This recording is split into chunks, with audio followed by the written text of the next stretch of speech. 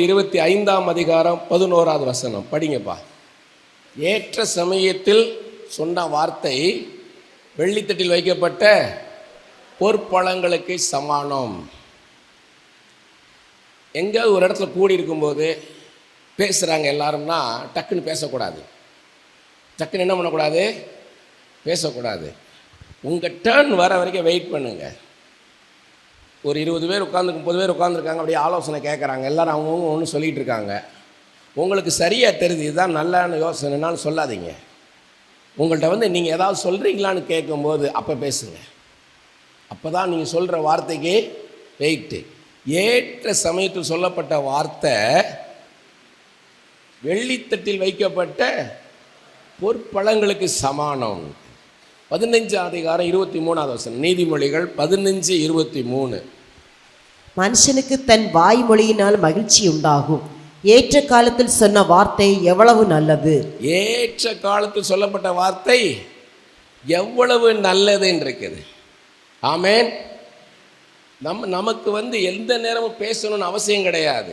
ஏன்னா நீதிமொழிகள் 20:5 பாருங்க. நீதிமொழிகள் 20:5. மனுஷனுடைய இருதயத்தில் உள்ள யோசனை ஆழமான தண்ணீர் போலிருக்கிறது, புத்திமானோ அதை மொண்டெடுப்பான். இது எப்படின்னா, ஒரு யோசனைன்றது எப்படின்னு கேட்டிங்கன்னா, ஆழமான தண்ணி மாதிரி. ஒரு ஆழத்துக்குள்ளே போகணும்னா என்ன பண்ணுவீங்க? இப்படி இப்படி என்ன பண்ண முடியாது, எடுக்க முடியாது. என்ன பண்ணணும்? உள்ளே இறங்கணும். உள்ளே இறங்கி இறங்கி இறங்கி போய் ஆழத்தில் போனால் தான் அந்த தண்ணி நீங்கள் எடுக்க முடியும். அப்படி போல் யோசனைன்றது எப்படி? ஆழமான தண்ணீர் போல. புத்திமான் அப்படின்னா என்ன அர்த்தம்? நீங்கள் நல்ல அண்டர்ஸ்டாண்டிங் உள்ளவங்களா இருந்தால், புரிந்து கொள்ளக்கூடிய திறன் உங்களுக்குள்ளே இருந்ததுன்னா என்ன பண்ணுவீங்க? நினச்சோடனே பேச மாட்டீங்க. ஃபஸ்ட்டு என்ன பண்ணுவீங்க? யோசிப்பீங்க. யோசிக்கிறது எப்படி? ஆழமாக போய் யோசிக்கணும். இது ஏன் இப்படி செய்யக்கூடாது, இது ஏன் இப்படி செய்யக்கூடாதுன்னு யோசித்து பார்த்து அதுக்கப்புறம் பேசணும். ஆமே. அங்கே விவேகம் வேணும். இதை சொன்னால் பின் விளைவுகள் எப்படி இருக்கும், இப்படி சொன்னால் பின் விளைவுகள் எப்படி இருக்கும். நிறைய பேருக்கு நான் உடனே தீர்க்கதரிசனம் சொல்ல மாட்டேன். ஃபோன் பண்ணுவாங்க, நேரில் வருவாங்க. இதை சொன்னால் உடனே இவங்க ஏற்றுக்க மாட்டாங்கன்னு தெரியும். இன்னும் 4 பேர்கிட்ட இவங்க ப்ரே பண்ண போவாங்கன்னு தெரியும். இந்த செகண்ட் ஒப்பீனியன், தேர்ட் ஒப்பீனியன் டாக்டர்கிட்ட கேட்குற மாதிரி இவங்க இன்னும் 2 ஊழியக்காரங்கிட்ட போவாங்க. நம்ம சொன்ன உடனே இவங்க ஏற்றுக்க மாட்டாங்கன்னு தெரியும். அப்போ என்ன பண்ணுவேன்னா, நான் ப்ரே பண்ணுறேன் சிஸ்டர்ன்றுவேன். நான் ப்ரே பண்ணுறேன் பிரதர், ஒரு 4 நாள் கழித்து காண்டாக்ட் பண்ணுங்கன்றுவேன். அதுதான் ஞானம். அந்த நேரம் டக்குன்னு தீர்க்கதரிசனம் சொல்ல மாட்டேன். நான் சொல்ல மாட்டேன். சில சமயம் சில பேரோட நான் ட்ராவல் பண்ணும்போது அவங்க சில காரியங்கள் சொல்லுவாங்க, எனக்கு நல்லா தெரியுது தேவ சித்தம் இல்லைன்னு. உடனே சொல்ல மாட்டேன். ஏன்னா அதில் பிடிச்சிக்கிட்டு நிற்பாங்க. இது அனுபவத்தில் அவங்க அடி வாங்கும் போது தான் அவங்க கரெக்டாகுவாங்க. சில காரியம் எல்லாமே ஆண்டவர் வாயில் பேசி காதில் கேட்டுற முடியாது. சில காரியங்களை அனுபவமாக நடத்துவார். அந்த அனுபவம் மூலமாக தான் பேசுவார். அதுக்கு நம்ம இடம் கொடுக்கணும். ஆமேன், ஆமேன். யார் கேட்டாலும் உடனே பதில் சொல்லக்கூடாது. தூர்தர்ஷன் இருக்கும்போது எனக்கு டைரக்டராக சென்னையில் நான் இருக்கும்போது நடராஜன் ஒருத்தர் இருந்தார், மிக நெருங்கிய நண்பர். நாங்கள் 2000 பேர் வேலை பார்த்துட்டு இருந்தோம். அவர்கிட்ட ஏதாவது ஒன்று கேட்டிங்கன்னா கேள்வி, இப்போ டைம் என்னன்னுவார். இப்போ 12 மணி, மத்தியானம் 12 மணினா நாளைக்கு மத்தியானம் 12 மணிக்கு நம்ம மீட் பண்ணலாமான்னுவார். ஏன்னா யோசிப்பார், இந்த இதுக்கு நம்ம பதில் சொன்னால் என்ன நடக்கும்னு யோசிப்பார். அதே மாதிரி பிரதம மந்திரி நரசிம்மராவ்கிட்ட பார்த்தீங்கன்னா யார் என்ன கேட்டாலும் உடனே பதில் சொல்ல மாட்டார். யார் என்ன கேட்டாலும் பதில் சொல்ல மாட்டார். ஐ கம் டு யூன்னுவார். அதே மாதிரி மறைந்த தலைவர் காமராஜர், நீங்கள் என்ன சொன்னாலும் பார்ப்போம்னுவார். Will see. தாய்மார்களுக்கு அது நல்ல டெக்னிக். அது நான் சொல்லித்தரேன். பிள்ளைகள் ஏதாவது சைக்கிள் வாங்கி கொடுன்னா பார்ப்போம் பான்றுங்க. பார்க்க முடியாதுப்பா, கஷ்டம்ப்பா, காசு இல்லை, பண்ணலாம் சொல்லாதீங்க. சரிப்பா ஜெபிப்போம்ன்றங்க. என்ன பண்ணுங்க? ஜெபிப்போம், ப்ரேயரில் போம்ப்பா. சைக்கிள் தான் நான் ப்ரேயரில் வைப்போம். நாளைக்கு என்ன மோட்டர் சைக்கிள் வாங்கணுவான். ப்ரே பண்ணுவோம்ப்பா, ப்ரே பண்ணுவோம். அடுத்து கார் கேட்போம், ப்ரே பண்ணுவோம்ப்பான்னு சொல்லணும். நீங்கள் கடன் வாங்கி அங்கே வாங்கி சைக்கிள் வாங்கி கொடுத்தீங்கன்னு வைங்க, அடுத்த நாள் அம்மான்னு வந்து நிற்பான் கை உடஞ்சி. இது யார் காரணம்? அம்மா தான். இந்த சைக்கிள் வாங்கி கொடுத்தது யார்? அம்மா தான். அதனால் எப்பயுமே என்ன பண்ணணும்னா பார்ப்போன்னு சொல்லணும். காமராஜர்னு சொன்னோடனே ஒரு சம்பவம் ஞாபகம் வருது. காமராஜர் சீஃப் மினிஸ்டராக இருக்கார். ஞானம், அதிக படிப்பு ஞானம் கிடையாது. நிறைய பேர் நினைக்கிறாங்க அதிகமாக படிச்சுட்டா ஞானம்னு. அதிக படிப்பு ஞானம் கிடையாது. அது முதல்ல புரிஞ்சுக்கோங்க. அவங்க எம்ஃபில் படிச்சுட்டான், பிஹெச்டி படிச்சுட்டா ஞானம் நினைக்காதீங்க. பிஹெச்டி படித்தவன் கொலை பண்ணிட்டான், பொண்டாட்டியை கொண்டுட்டான். ஏன் கொண்டான்னு அவனுக்கே தெரியலை. ஒரு வாரமாக அந்த மூட்டை பிணத்தை வச்சுக்கிட்டே படுத்திருக்கான் பக்கத்தில். ஒய்ஃபை கொண்டுட்டாங்க, பிணம் நாரி கிடக்கு. ஒரு வாரமாக இவன் வெளியே போய் சாப்பிட்டு வந்துட்டு இருக்கிறான். ஒரு வாரமாக அப்படியே இருக்குது. நாத்தம், பிண நாத்தம் சுற்றி வர. சென்னையில் நடந்தது. அவன் பெரிய ப்ரொஃபஸர். இப்போ படிப்பு என்னாச்சு? ஞானம் கொடுத்துச்சா? காமராஜர் படிக்காதவர். அவர் என்ன பண்ணிக்கிறாரு, அவர்கிட்ட பியூன் காஃபி டீ கொடுக்குறவன்னு சொல்லியிருக்கிறான். வருத்தமாக நின்றுருக்கான். ஐயா என்னையா நீங்கள் அப்படின்னு இருக்கான்.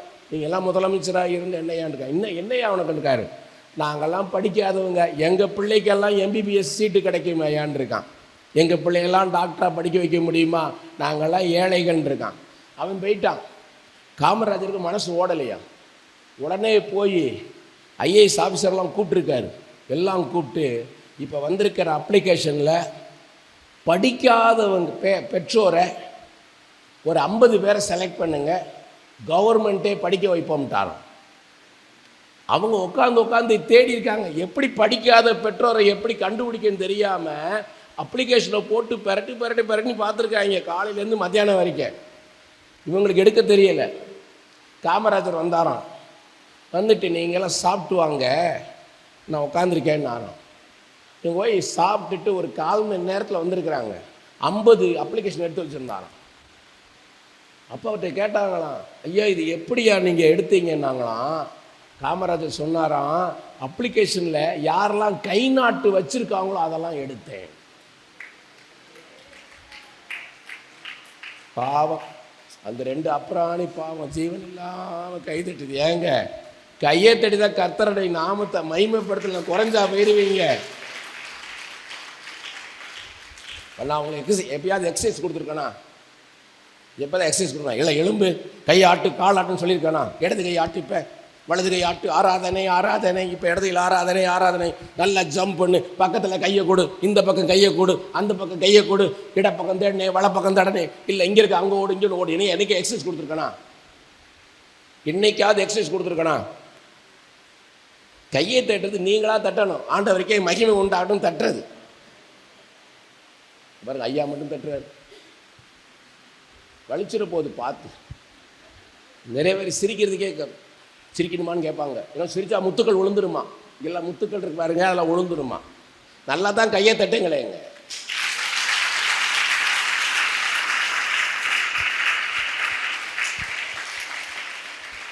நீதிமொழிகள் 12:15 வசனம். நீதிமொழிகள் 12:15 வசனம். மதியினுடைய வழி அவன் பார்வைக்கு செம்மையா இருக்கும், ஆலோசனைக்கு செவி கொடுக்கிறவனோ ஞானம் உள்ளவன்.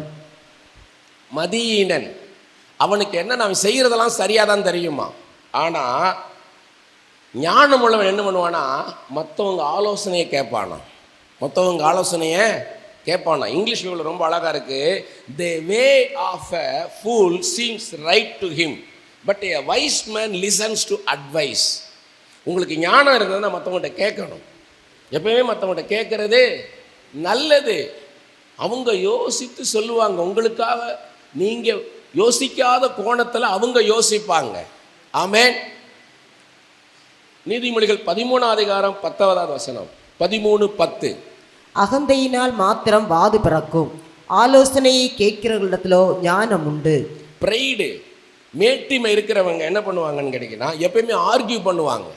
எப்பயுமே என்ன பண்ணுவாங்க? ஆர்கியூ பண்ணுவாங்க. யார் பேசுறதையும் கேட்க மாட்டாங்க. ஆனால் ஞானம் உள்ளவன் என்ன பண்ணுவானா, மற்றவங்க ஆலோசனையை கேட்பான். Pride only leads to arguments, but those who take advice are wise. ஞானமாக இருக்க மற்றவங்க யோசனையை கேட்கணும். மியூசிக் இப்போலாம் ரெக்கார்டிங் நடக்கும்போது பார்த்தீங்கன்னா, வயலின் வாசிக்கிறவங்க இருப்பான், வியோலா வாசிக்கிறவங்க இருப்பான், செல்லோ வாசிக்கிறவங்க இருப்பாங்க, டபுள் பேஸ் வாசிக்கிறவங்க இருப்பாங்க, இங்கிட்ட trumpet, saxophone, keyboard, piano, Carnatic players இருப்பாங்க, கர்நாடிக் மியூசிக் தெரிஞ்சவங்க, ஹிந்துஸ்தானி மியூசிக் தெரிஞ்சவங்க இருப்பாங்க, வெஸ்டர்ன் மியூசிக்கில் இருப்பாங்க. எல்லாருமே எக்ஸ்பர்ட்ஸ். அவங்கவுங்க ஃபீல்டில் என்ன பண்ணுவாங்க, எக்ஸ்பர்ட்ஸாக இருப்பாங்க. நீங்கள் போய் நான் தான் போடுவேன், நான் எனக்கு தான் சொல்கிறத செய்யுன்னு சொல்லாமல் இந்த மாதிரி பாட்டுக்கு என்ன மாதிரி மியூசிக் பண்ணான்னு அவங்க சொல்லுவாங்க. அவங்க சொல்லுவாங்க, நீங்கள் கேட்கணும். இது என்ன மாதிரி பண்ணலாம், இது என்ன மாதிரி பண்ணலான்னு. ஒரு சென்னையில் ஒரு கடையில் போய் லெமன் ஜூஸ் குடிக்க போனேன். அவன் என்ன பண்ணான்னு கேட்டிங்கன்னா, லெமனை வெட்டுனா எல்லாம் மிக்சியில் போட்டு அடித்தாலாம் பண்ணான். கடைசியில் பார்த்தீங்கன்னா ஒரு அன்னாசி பழம், நீங்கள் என்ன சக்கப்பழம்னு வைங்களா, என்ன பண்ணுவீங்க, அது அன்னாசி பழத்தை என்ன சொல்லுவீங்க, பொத்து சக்கையா? ஒரு அன்னாசி பழத்தில் ஒரு சின்ன துண்டை வெட்டி போட்டு மிக்சியில் ஒரு அடி அடித்து கொடுத்தா பாருங்க, என்ன டேஸ்ட். அந்த லெமன் ஜூஸ்க்கு மகிமையே மகிமை. அந்த லெமன் ஜூஸ் இன்னைக்கு வரைக்கும் என்னால் மறக்க முடியல. அது 20 வருஷத்துக்கு 23 வருஷத்துக்கு முன்னாடி குடிச்சது அந்த கடையில். இன்னைக்கு வரைக்கும் எனக்கு மறக்க முடியலை. அப்படி இருக்கணும். நம்ம மற்றவங்ககிட்ட கேட்கணும், இது எப்படி செய்யலாம், இது என்ன மாதிரி செய்யலான்னு கேட்கணும். கேட்கும்போது நமக்கு இளையராஜா பார்த்தீங்கன்னா மியூசிக் பண்ணுவார். பண்ணும்போது ஆக்சிடென்டல் கார்டுன்னு வாங்க அப்படின்னா, ஒரு பாட்டுக்கு இதான் கார்ட்ஸ்ன்னு இருக்கும், இந்த மேஜருக்கு இந்த மேஜர் தான் காம்பினேஷன், இப்படி தான் இருக்குன்றோம். அவர் அதை விட்டு வெளியில் போயிட்டு உள்ளே வருவார். அப்போ தான் அவ்வளோ அழகு. ரிஸ்க் அது ரிஸ்க்கு. அதை வெளியே போயிட்டு அந்த ராகத்தை விட்டு வெளியே போயிட்டு உள்ளே வருவார். அப்படி போல் நம்ம பார்க்கணும், யார் என்ன பண்ணுறா ஏது பண்ணுறா பார்க்கணும். நீங்கள் அப்படி பார்த்தா தான் உங்களுக்கு ஆண்டவர் உங்களை எடுத்து பயன்படுத்த முடியும். நீங்கள் எந்த அளவுக்கு உங்களை ப்ரிப்பேர் பண்ணுறீங்களோ அந்த அளவுக்கு ஆண்டவர் என்ன பண்ணுவார், பயன்படுத்துவார். நீதிமொழிகள் 11வது அதிகாரம் 2வது வசனம். நீதிமொழிகள் 11:2. அகந்தை வந்தால் லச்சையும் வரும், தாழ்ந்த சிந்தையுள்ளவரிடத்தில் ஞானம் உண்டு. பிரைடு வந்துச்சுன்னா, மேட்டிமை வந்துச்சுன்னா வெட்கம் வந்துடும், அவமானம் வந்துடும். ஆனால் நீங்கள் தாழ்மையாக இருந்து மற்றவங்கள்ட்ட கேட்டு செஞ்சீங்கன்னா உயர்ந்து நிற்பீங்க. எனக்கு தான் தெரியும்னு ஒரு நாளும் ஐ நோ ஆல் ஆட்டிடியூடில் ஒரு நாள் இருக்காதீங்க. கர்த்தர் கற்றுக் கொடுக்க முடியாது. ஒரு கழுது மூலமாக கூட கர்த்தர் பேசுவார். எத்திரோ மூலமாக மோசைகிட்ட பேசுகிறாரு, அகபு மூலமாக பவுல்கிட்ட பேசுகிறாரு. தாழ்மையாக இருக்கணும். பவுல் சொல்கிறார் திரும்ப எனக்காக ஜெபித்து கொள்ளுங்கள். மகாபெரிய அப்போஸ்தலன், மகாபெரிய தீர்க்கதரிசி, 3ஆம் வானம் வரைக்கும் எடுத்துக்கொள்ளப்பட்டவன், அவ்வளோ வெளிப்பாடு உள்ள மனுஷன், எனக்காக ஜெபிங்கன்றார். எவ்வளவு தாழ்மை பாருங்க. நீதிமொழிகள் 15ஆம் அதிகாரம் 22வது வசனம். நீதிமொழிகள் 15:22. ஆலோசனை இல்லாமையால் எண்ணங்கள் சித்தியாமல் போகும், ஆலோசனைக்காரர் அநேகர் இருந்தால் அவைகள் உறுதிப்படும். பிளான், நீங்கள் என்ன பிளான் பண்ணாலும் மற்றவங்கள்ட்ட கேளுங்க.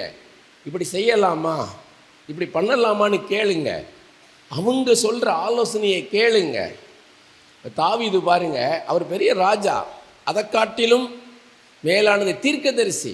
தாவீது ஒரு தீர்க்கதரிசி, கர்த்தருடைய சத்தத்தை கேட்குற மனுஷன். ஆனால் அவருக்கு 2 அட்வைசர்ஸ் இருக்காங்க, அகித்தோப்பேல், யோனத்தான்னு 2 அட்வைசர்ஸ் இருக்காங்க. அதுக்கு மேலே நாத்தான், சாமுவேல்னு 3 தீர்க்கதரிசிகள் இருக்காங்க அவரை சுற்றி. அவர் என்ன டிசிஷன் எடுத்தாலும், என்ன பிளான் பண்ணாலும் அவங்கள்ட்டையும் கேட்பார். சாமுவேல்கிட்ட கேட்பார், காத்துட்ட கேட்பார், நாத்தான்கிட்ட கேட்பார், யோனத்தான்கிட்ட கேட்பார், அகித்தோப்பேல்கிட்ட கேட்பார். கேட்டு தான் செய்வார். அப்படி போல் உங்களை சுற்றி ஒரு ஸ்ட்ராங் டீம் இருக்கணும், ஒரு அட்வைசிங் டீம் இருக்கணும். நீதிமொழிகள் 11ஆம் அதிகாரம் 14வது வசனம். நீதிமொழிகள் 11:14. ஆலோசனை இல்லாத இடத்தில் ஜனங்கள் விழுந்து போவார்கள், அநேக ஆலோசனைக்காரர் உண்டானால் சுகம் உண்டாகும். அநேக ஆலோசனைக்காரர்கள் சுகம் உண்டாகும். நீங்கள் உங்களுக்குள்ள ஒரு சமாதானம் இருக்கும், சந்தோஷம் இருக்கும். ஆலோசனை இல்லைன்னா நம்ம என்ன பண்ணிடுவோம், விழுந்து போவோம். அது இங்கிலீஷ் பைபிள் ரொம்ப அழகாக இருக்குது. கைடன்ஸ் என்ன கிடைக்குமா, உங்களுக்கு தேவை கைடன்ஸ். அது எப்படி இருக்குமா, வைஸ் டிரெக்ஷன் இருக்குது. உங்களை ஞானமாக இப்படி நடன்னு சொல்லுவாங்களாம். அது எப்படி இருக்கும்னா, ஸ்டேரிங் மாதிரி. காரில் என்ன ஆகும், காரில் போகும்போது, நீங்கள் பைக்கில் போகும்போது இப்படி போகணுன்னு என்ன பண்ணுறீங்க, அந்த ஸ்டேரிங்கை தான் என்ன பண்ணுறீங்க, திருப்புறீங்க. அப்படி போல் இருக்கும். மற்றவங்க சொல்கிற அட்வைஸ் படி நடந்தீங்கன்னா சரியான வழியில் நீங்கள் போகலாம். நீங்கள் கூகுள் மேப் போட்டு போய் பாருங்கள். நாங்கள் மதுரையில் போனோம், கூகுள் மேப் போட்டு போனோம் பாருங்கள். கடைசி பார்த்தீங்கன்னா அதெல்லாம் பாதாளத்தில் விட்டுருச்சு. நேராக நிற்கிறோம், போகணும்னு காமிக்குது பள்ளம். நான் ராத்திரி 12 மணிக்கு நாங்கள் கூகுள் மேப்பை நம்பி போயிருந்தோம், உள்ளே போயிருப்போம். கூகுள் மேப்பை நம்பணும், ஆனால் அந்த நேரத்தில் மற்றவங்கள்ட்ட கேட்கணும், எங்கே இப்படி போகலாமான்னு. போன வாரம் ஒருத்தர் சொன்னார், ஒரு ஊருக்கு போயிருந்தாராம். கூகுள் மேப்பை பார்த்துட்டு எல்லாம் சுற்றி அடித்து அந்த மேப் சொல்கிற மாதிரிலாம் போய் வந்து பார்த்தா அந்த தெருவான்.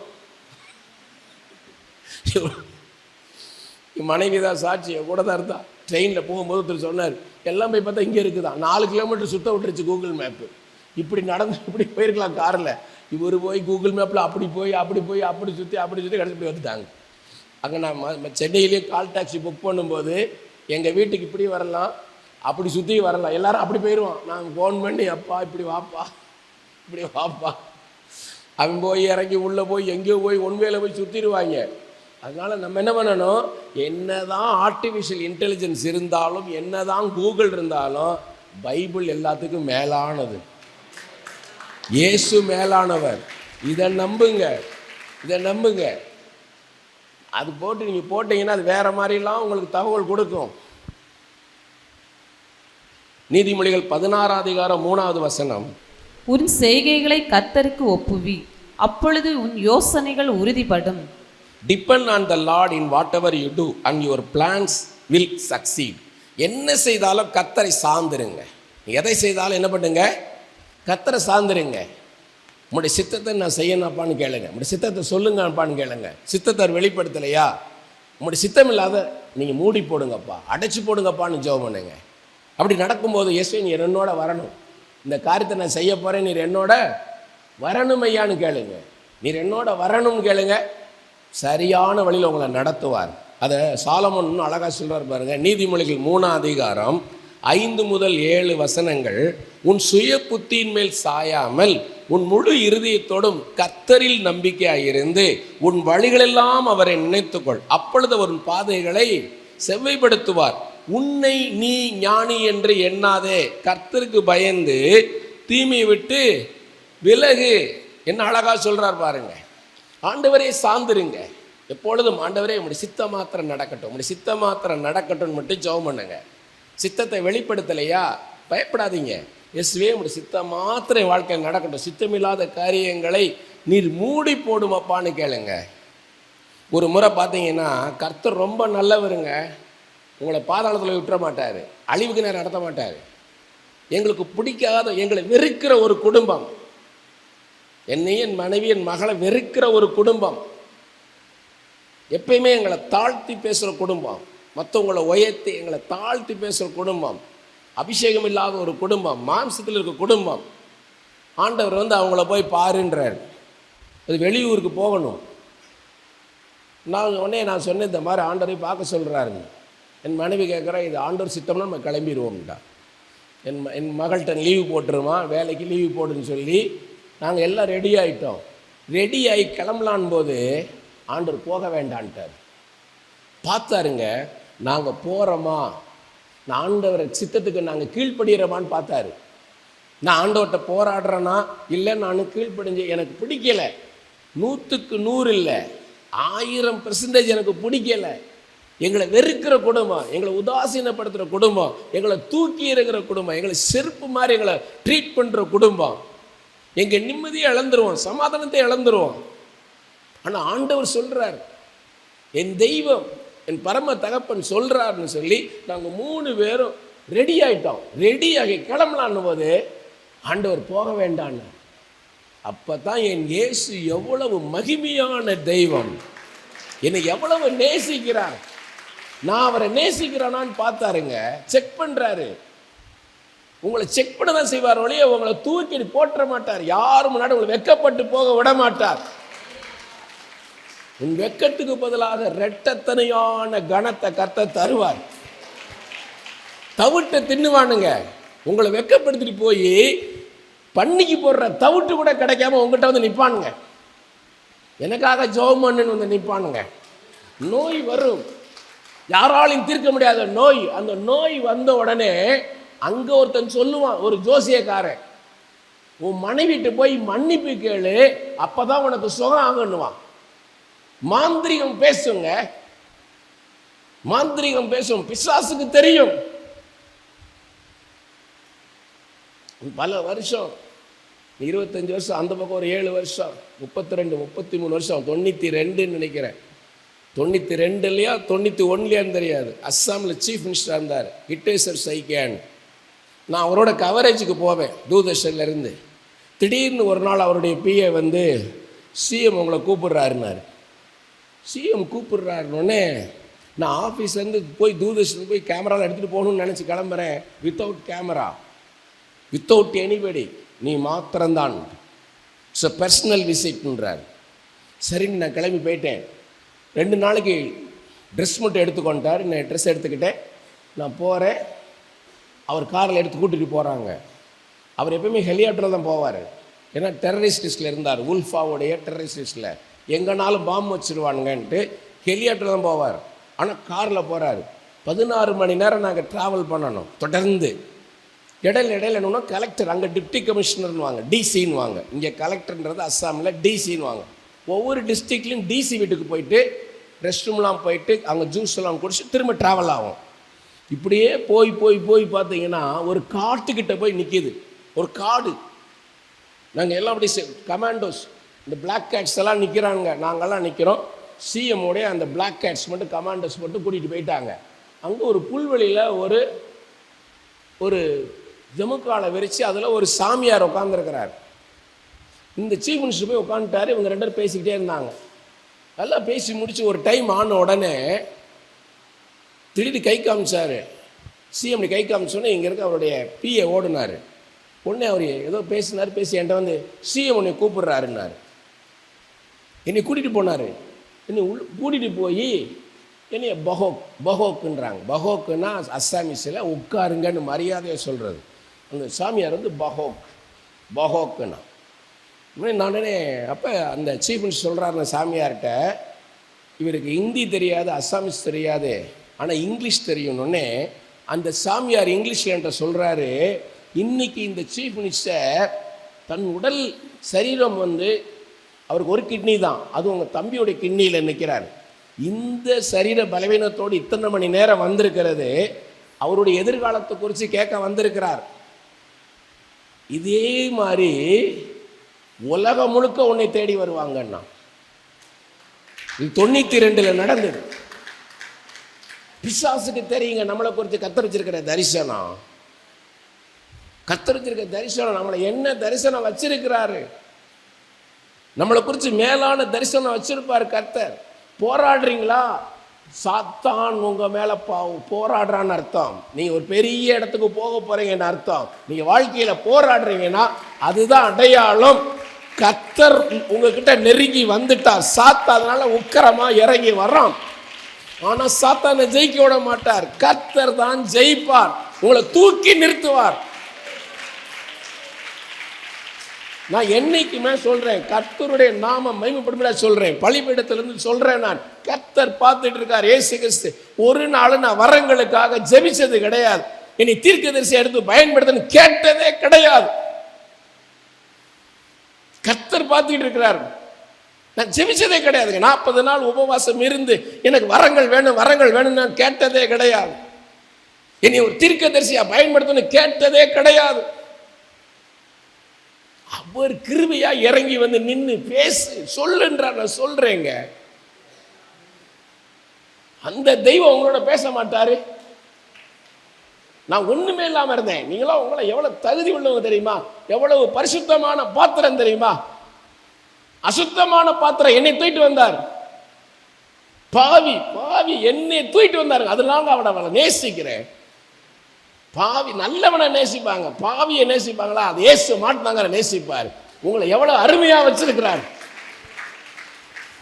எல்லாம் வலது கட்டி சொல்லுங்க, என்னை நல்லவளாக வைத்திருக்கிறார், என்னை நல்லவனாக வைத்திருக்கிறார், என்னை மேன்மையாக என் கர்த்தர் வைத்திருக்கிறார். இதற்கு மேலாக என் கர்த்தர் உயர்த்துவார். ஒரு நாள் நான் தாழ்ந்து போக மாட்டேன், ஒரு நாள் நான் வெட்கப்பட்டு போக மாட்டேன். என் இயேசு நல்லவர், என் இயேசு நல்லவர், மிகவும் நல்லவர். கரங்களை தட்டி கர்த்தரை மகிமைப்படுத்துவோமா?